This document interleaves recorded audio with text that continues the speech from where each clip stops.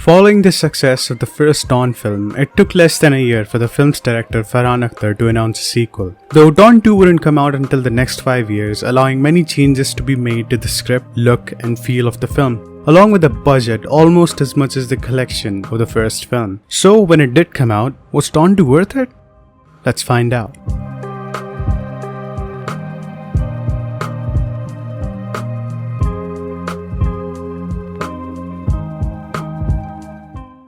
The first Dawn film was both a critical and a commercial success. It was a good action film, nothing more than that, nothing less than it. Made on a relatively short budget for an action film of 35 crores. It wasn't surprising that this film had crossed over 100 when the worldwide collections were calculated. Regardless of what people might have to say about it, Dawn had exceeded expectations, and that was the truth. So much so that you still can find many fans saying that they prefer the remake over the original. So, with any action film that is a success, there's got to be a sequel, right?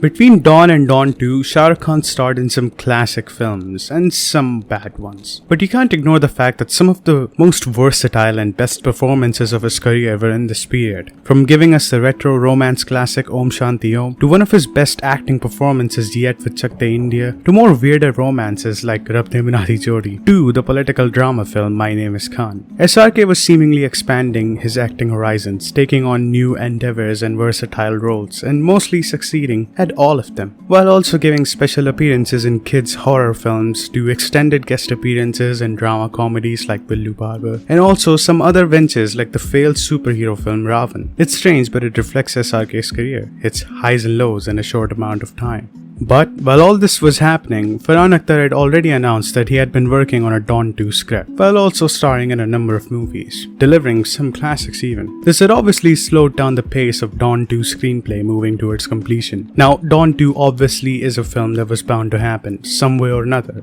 But whether the 5-year gap between both the films was a good or a bad thing is not something I can totally comment on, because I just don't remember much of it. I do remember that I was excited for the film, though again I did not see this one at the cinema again. I'm really sorry, SRK. I did see it on the TV though. In fact, on the same one that I saw the first film on, but in a different city. At that point, I just moved to a new town and was keeping myself busy watching a lot of Hollywood films, and I think that contributed to my liking of Dawn 2 even more, which in its essence is very much like a Hollywood action film, unlike the first one. Is this a good thing though?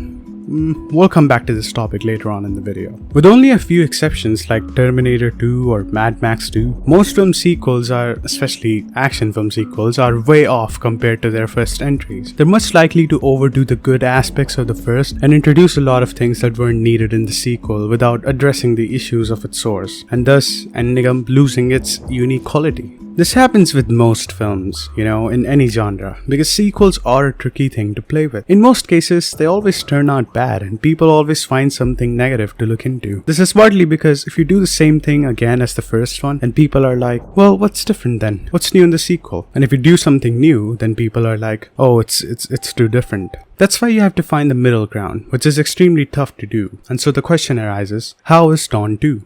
Well, let's analyze.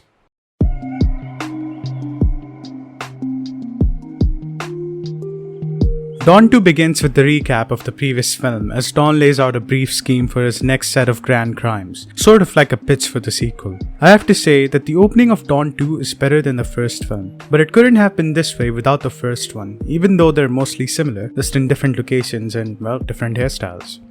Dawn's presence is immediately felt. The strong vibes and the powerful score only makes it better, and it doesn't waste much time to just get into it. After he takes on Asia in the first film, the premise of Dawn 2 has Dawn setting out to take on the entire Europe, planning to get the European currency printing plates, thus crumbling the entire economy and money circulation of Europe, and, somewhere slipping in his business. Now, this is a great setup for the film, as not only the audience expects to see something similar as with the first film, but also expects things to be crazier and on an even grander level. The middle ground is well set. Alongside Dawn, all the cast is here to reprise their roles as well. You've got Boman Irani as Vardhan again, Priyanka Chopra Jonas as Roma, the late great Om Puri as Officer Malik. Basically, we have all the major side characters from the previous film, with the exception of two. First being Isha Koppikar's character Anita, which is replaced by Lara Dutta's Isha, which is very strange because Isha isn't Anita, but her only purpose in the film is to replace Anita's character. She's the new partner for Dawn, but there's nothing new about her role. From her looks to the way she speaks, all closely resembles the first part's Anita character. And while I respect and like some of the other roles Lara Dutta has done in her filmography, I honestly preferred Anita's character more from the first film. Her jealousy with other women close to Dawn, her loyalty to Dawn, her acting was all done in a very subtle manner. Something I preferred in the first film that was, in the best way I can describe it, a little overdone in the second film. It doesn't help that only a few years ago she was a part of Dawn's parody in the comedy film Partner. The second being Arjun Rampal's character Jasjeet, who I think stays back for the better as the story arc was completed in the first film well enough. Though his character is replaced by the new protege Samir Ali, but him helping Dawn in this film is just not a 15-minute climax build-up, but almost half of the film. However, even though Samir's character is given more screen time than Jasjeet's in the first film, it does fall short of Arjun Rampal's role, whose character development and backstory was much more emotional and on point. It seemed more of a genuine reason to sympathize for his character because he suffered so many losses, while Samir's character is just trying to make an easy buck. Back to the setup of Dawn 2, it's mad to say the least. It has so much going on in the first half, which is my favorite part of the film. But you have to agree that the second half of Dawn doesn't completely live up to how good the first half of the film is. Now, I'm not saying that it's bad, it's actually really interesting. But so much happens in the first half that the audience is left with a sour taste in their mouths. And they're only given popcorn. They were promised a sandwich and a can of cola along with it. Does that analogy make sense? One of the major cons of Dawn 2 is its inconsistency. For instance, we're introduced to a number of villains in the beginning of the film who are never ever seen again, and Roma's angle with Arjun, which never properly rounds up. You know, all these story arcs that the first half of the film sets up but then never really gets back to it. That's why the first half seems so crowded and it feels so fantastic because there's so much happening that it's hard to keep up. But then in the second half, it's just one thing and then like a 2-minute epilogue with really no meaning other than, well, showing that Dawn is cool, which he is, but it just doesn't. I love the action in this film more than the first one, as that film is more narratively driven while Dawn 2 is more action driven, and the twist villain duo of Vardhan and Jabbar contrasts well against Dawn. Any of the villains in the film are just unimpressive, to say the least. Boman Irani's Vardhan role is just as memorable as the previous film because he keeps making these little plans trying to double cross Dawn and then he keeps losing to him again and again. And the other physical half of the duo is Jabbar, this big guy, but his small brains make him less intimidating. Plus SRK's Krav Maga moves only make him look more like an idiot, as he doesn't seem as experienced in combat as SRK. He just looks like he's buffed up and there's nothing else. I like that most of the action in the film, in its essential moments like the climax itself, is based around hand-to-hand combat and a few explosions here and there, instead of just guns blazing everywhere all the time. Even though there are moments like those, don't get me wrong, but in its essential moments, in the main fights, Dawn 1 and Dawn 2 both have melee combats, which is something that I just absolutely love. They could have easily made Jabbar's character something like Hobbs from Fast and the Furious films, where he's both intelligent and buffed up, and that's a scary guy, where he's got brains and the body. But you know, if you're going to have the villain from the previous film show up, which a lot of people love, alongside the new one, which isn't as impressive, a comparison is going to be hard to avoid. And this guy, while he's important in the film, is just corporate dirt. I don't even remember his name. Maybe it's Mr. No Personality. Sorry for the bad joke.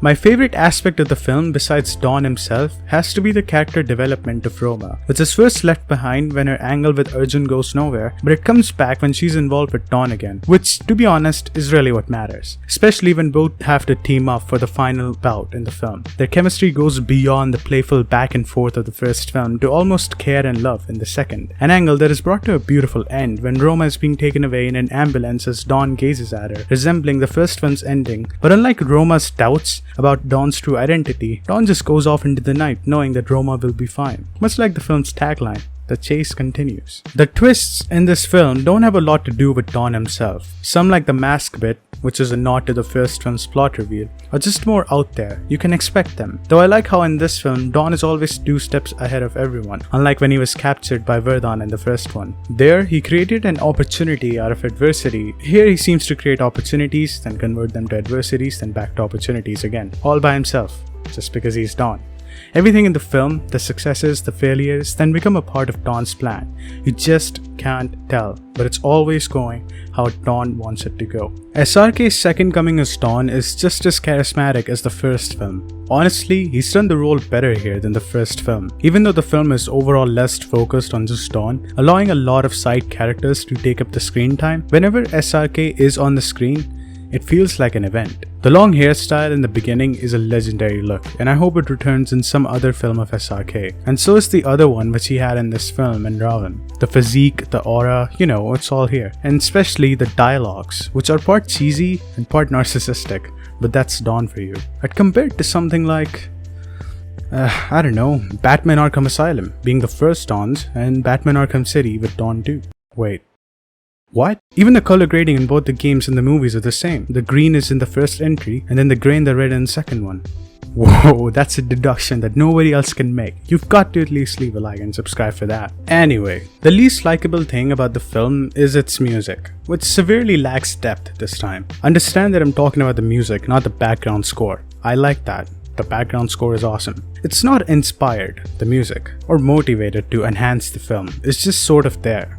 And if you have seen my video on the first Don film, you know how much I liked some of the music in that. It just transcended the film into something very, very unique. Here though, it's what it is. I'm not saying it's bad, it's just all the proper songs are just rehashed from the first film, which are already remakes of the original Don. So by this point, they've really milked it.